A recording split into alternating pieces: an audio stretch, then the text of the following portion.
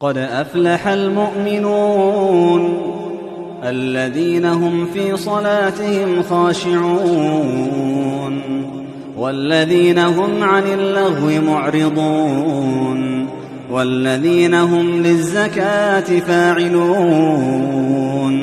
والذين هم لفروجهم حافظون إلا على أزواجهم أو ما ملكت أيمانهم فإنهم غير ملومين